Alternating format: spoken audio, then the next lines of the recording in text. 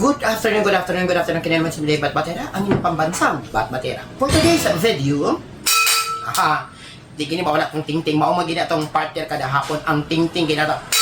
Igo yung buter may lapidag na amoy mga buhato nga dili maayo diha sa inyong barangay, sa inyong lungsod, ambot lang, impas gid mo sa ako ang luwag ug taklon sa kaldero plus bakba di Milay Batbatera. Okay.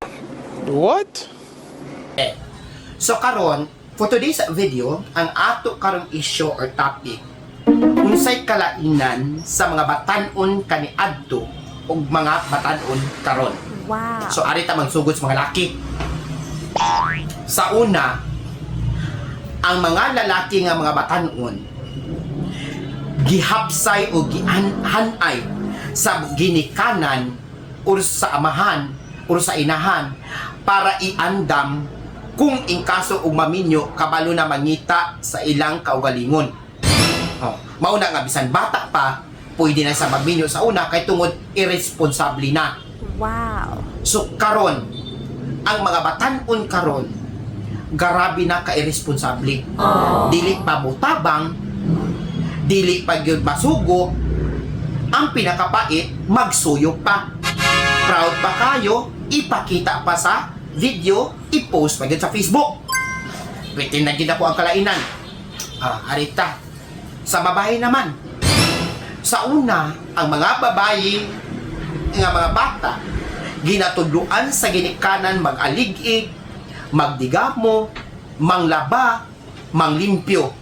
Kay ingkasog maminyo naa kay ikatimbang sa imong bana.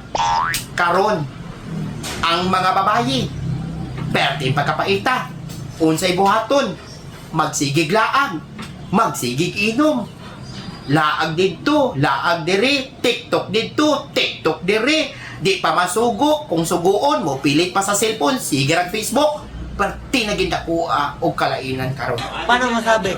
Mauna nga unta kaning ato ang ginatawag nga corporal punishment sa atong ginikanan o nga to sa maestra sa una dako di kaayo ning gamit sa pagkatinuod lang kay ngano na disiplina man karon gud intrahan pa gyud sa mga DSWD, intrahan pa gyud sa mga sawsawira nga silingan nga og disiplinahon ang anak i-report din sa pulis. Mauna ang mga kabatan-unan karon wa nay batasan ug di na kabalo mo risgo sa ilang responsibilidad kung ingkaso manggani sila mga minyo na. Diba? Unsa ba itong buhaton? Undangi na!